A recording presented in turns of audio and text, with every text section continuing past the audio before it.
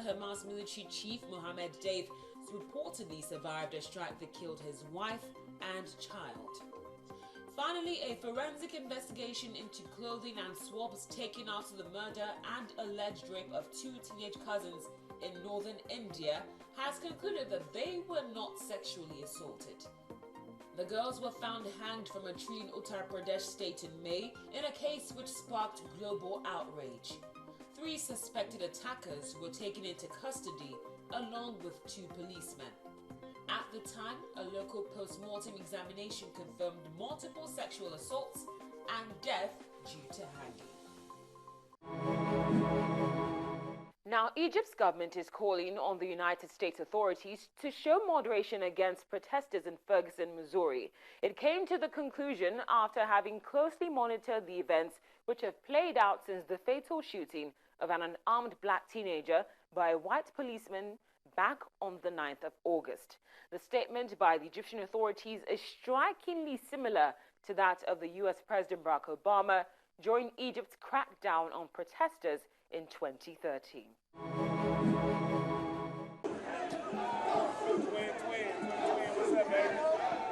Without surprise, it remains one incident which has not only drawn criticism but caused racial tensions.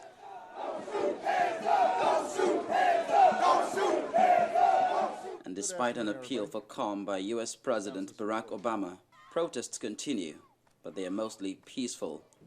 Street protests in the predominantly African-American community of about 21,000 people have been punctuated by looting, vandalism and clashes between demonstrators and police every night since the unarmed 18-year-old Michael Brown was killed by a white police officer.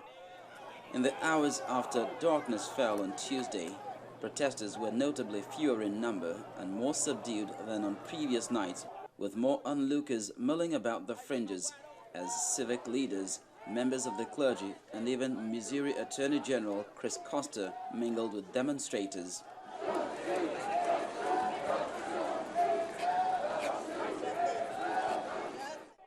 Police have arrested 47 lingering demonstrators in Ferguson, Missouri today, as relative calm dissolved in an 11th night of protests over the incident. As of 1 a.m., there were 47 arrests tonight, and early this morning compared to 31 at the same time yesterday.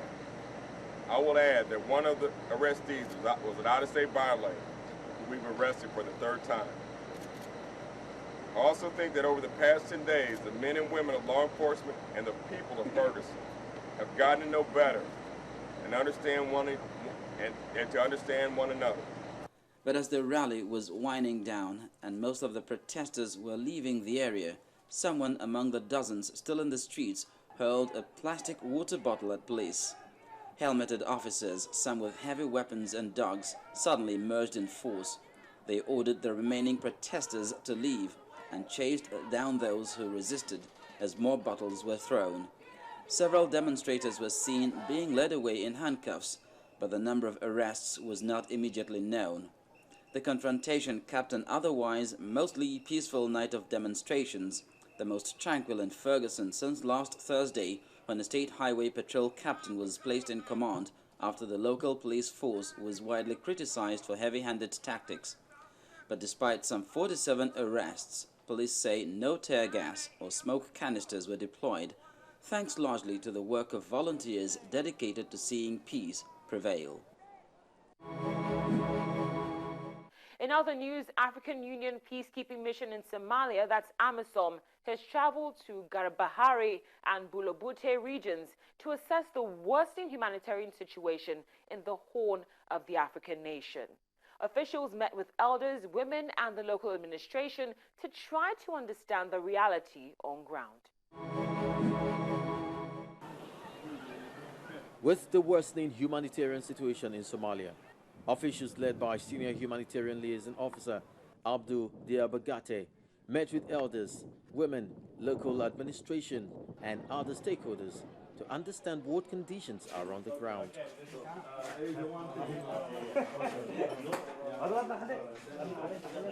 Garbahari and Bulabute are located in southern Somalia.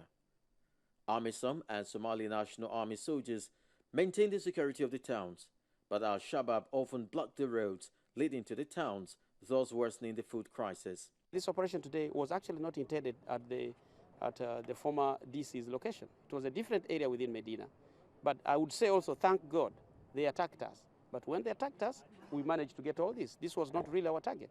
So it was a blessing in disguise. So I think it was a very good chance for AMISOM that we could pick all this, and we shall ensure this cordon and such continue without any hindrance. We shall continue doing that. In July, a United Nations humanitarian official warned that rising malnutrition and food shortages across the country resembled the warning signs which preceded the 2011 famine, in which about 260,000 people died. Al-Shabaab controlled large sections of Mogadishu until 2011, when African forces drove them out. But the militant have since staged guerrilla attacks in parts of the capital. Al-Shabaab does not allow people to move freely around, even though the area still under AMISOM control.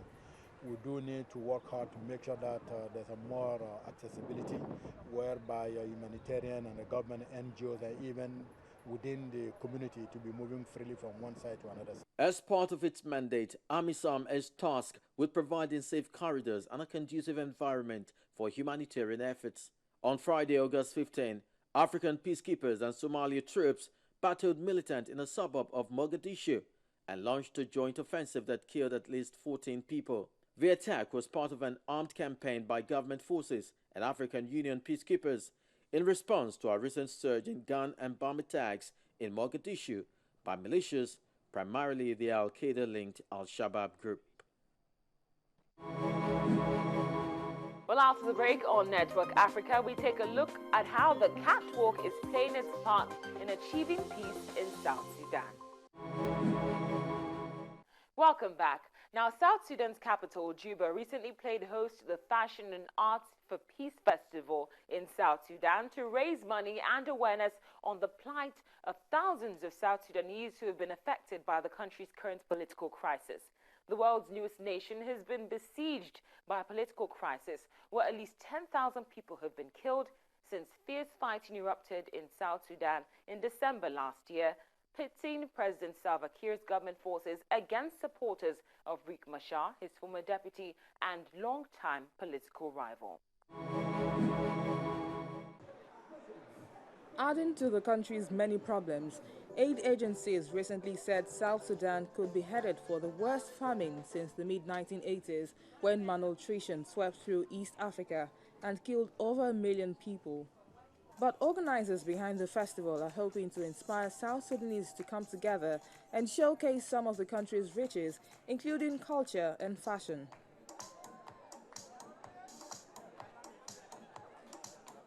In its second edition, the festival aims to promote peace and tolerance in South Sudan through its artistic expression. But it's not just about dazzling designs on the catwalk. The show also featured dancing, singing,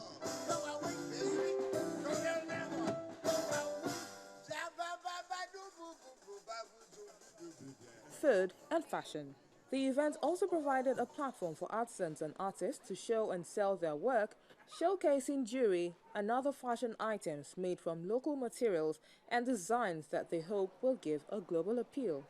Event founder and organizer Akuja Garang hopes that the festival can help South Sudanese see that they have more that unites them than separates them. All as South Sudanese, we knew we already had tensions brewing on the ground, our lack of understanding of who we are as a nation of South Sudan, our identity. We don't know each other as the different groups. So the idea, the concept of the whole thing is to try and bring the regular people together, yeah? The people who really, you know, the artisans who are out there, not just in Juba, and I have to explain to you, not everybody here is from Juba, by the way, you know, who are not feeling the benefits, yeah, of the peace, because everything is developing in the urban areas, but not in the rural areas. With so many items to choose from, jewelry, clothes and books, many visitors said they were spoiled for choice. When I saw it, I said, wow, what a great thing, what's happening? Some good things are happening. I saw everything that reflect more or less some of our cultures, and also some books. You see, that's why I decided to buy this book. I just came to relax, but I saw some interesting thing happening. So it's a great idea. It's quite brilliant, and I hope it could be encouraged.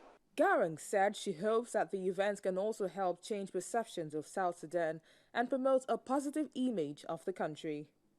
We know that there are things going on in South Sudan at the moment, the crisis and so on. We are not in denial of that. We are aware of that. We are people here from all walks of life, yeah, from all different ethnicities. We're able to show, one face and, working together in the spirit of hoping that,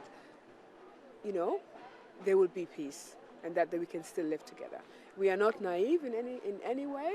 We talk and we discuss these issues very seriously, but these issues does not need to divide us and create violence. We can have a debate without having to be violent towards each other. Combat in the nation that won independence from Sudan in 2011 has played out along deep ethnic fault lines, with Kia's Dinka community battling Mashar's Nuer. More than 1 million people have been displaced by the violence and more than 400,000 have fled the country. According to UN officials, the UN peacekeeping operation in South Sudan is sheltering nearly 100,000 civilians at its bases. And that's where we draw the curtains on this episode of Network Africa. Thank you so much for being a part of the show. As always, I'd love to hear from you, so feel free to send me an SMS via the number on your screen.